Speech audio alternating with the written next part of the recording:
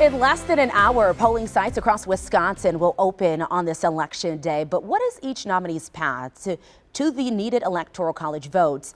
And how does Wisconsin actually play a major factor in the presidential election? Joining us live this morning, as always, every time we talk about elections and voting, is Joe St. George, who is actually live in Marietta, Georgia this morning. Joe, good to see you. Good morning. I know it's a big day. Let's begin with the Electoral College votes. Can you break down the easiest path to the White House for both Harris and Trump this morning?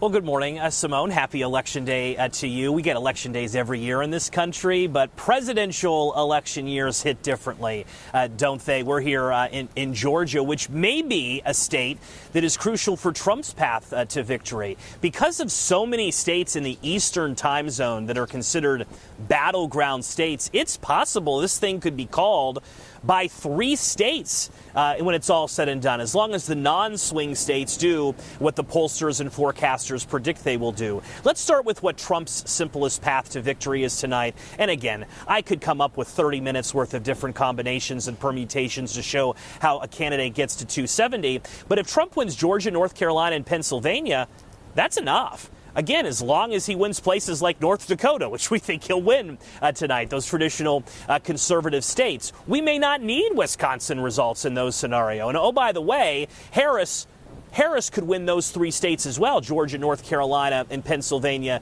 and become president-elect of the United States. I think this is an interesting way to start your election night viewing for our viewers at home, because we're going to get really good numbers out of Georgia and North Carolina early. They've passed new state laws. They're going to post results really quick tonight. We'll know if this path is viable early. As far as Vice President Harris, when you speak to Democratic strategists, they still think her simplest path to victory is the blue wall. How many times are you going to hear people like me and Tom and Simone and Charles Benson today here on TMJ4 talk about the blue wall of Pennsylvania, Wisconsin, and Michigan? Those 3 states have voted the exact same way since 1992, that presidential election. So when you get early numbers out of Michigan, there's historical precedent to say, that may be replicated in Wisconsin down in a few hours' time. So those are the simplest paths, Simone, as we start this election day. But I even hesitated to offer the phrase simplest paths, because 2024 has not been a simple election to cover. Yeah, anything but that. And Charles Benson did already mention the blue wall this morning, Joe.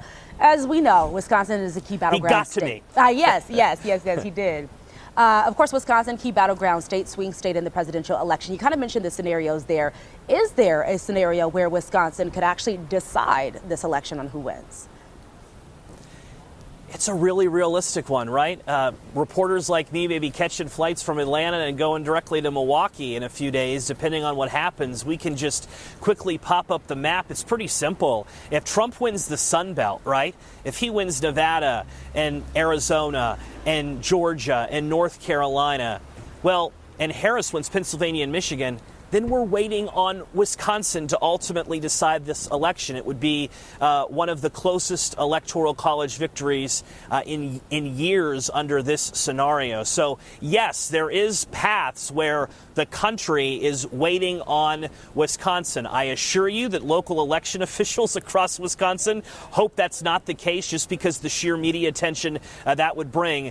Just ask Florida election officials from 2000 what happened in that scenario. Remember, pack your patience tonight. There's a chance this gets called before our morning show tomorrow. But remember, President Biden wasn't declared the winner until the Saturday after the election 4 years ago.